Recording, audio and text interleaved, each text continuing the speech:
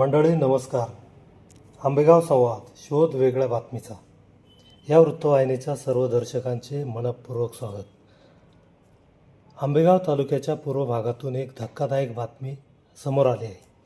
शिंगवे गावाच्या हद्दीतील टाकेमाळा परिसरात बिबट्याने दुचाकीवरून जाणाऱ्या शेतमजुरावर हल्ला केला असून या हल्ल्यात शेतमजूर जखमी झाला आहे. रविवारी दिनांक 12 रोजी सायंकाळी 7:30 वाजण्याच्या सुमारास ही घटना घडली. जखमी शेतमजुराचे नाव सुरेश रामचंद्र केदारी, वय 45, राहणार नागापूर, तालुका आंबेगाव, जिल्हा पुणे असे आहे. मिळालेल्या माहितीनुसार सुरेश केदारी हे बाजरी पिकाची कोळपणी करण्यासाठी शिरूर तालुक्यातील फाकटे गावात रविवारी दिवसभर गेले होते. दिवसभर काम केल्यानंतर शेतमालक अनिल बडेकर यांच्यासोबत ते दुचाकीवरून नागापूरकडे परत येत होते. शिंगवे गावातील टाकेमाळा परिसरात ओढ्याजवळ पोहोचताच अचानक बिबट्याने दुचाकीवर झडप घातली. सुरेश केदारी यांच्या हातातील डब्याच्या पिशवीवर बिबट्याने हल्ला केला. त्याचवेळी त्याचा पंजा सुरेश केदारी यांच्या डाव्या मांडीवर लागल्याने ते जखमी झाले. विशेष म्हणजे हल्ल्यानंतरही बिबट्याने जवळपास 100 फूट अंतरापर्यंतचा दुचाकीचा पाठलाग केला. मात्र दुचाकी चालक अनिल बडेकर यांनी प्रसंगावधान राखून वेगाने दुचाकी चालवल्याने दोघांचेही प्राण वाचले आणि बिबट्या जंगलाच्या दिशेने पसार झाला.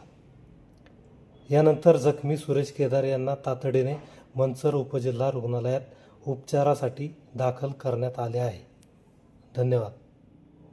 रामचंद्र केदारी, गाव कोणतं? नागापूर. हा कधी हल्ला झाला बिबट्याचा? काल संध्याकाळी अंधारपाट. कुठं चालले होते तुम्ही? कामावरून येतो. कुठून? फाट्यावरून. फाकट्याला कामाला जाता काय? हा. सोबत कोण होतं तुमचं? बडेकर. नेमका कुठं झाला हल्ला? तिकडून शेंगेच्या खाली तो वाडा नाही का, वाड्यामध्ये. टाकेमाळा? हा, टाकेमाळा.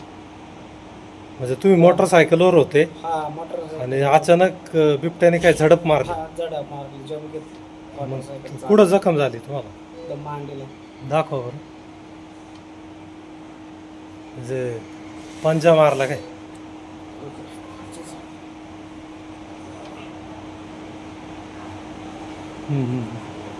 हा हा हा हा राहू दे इथे.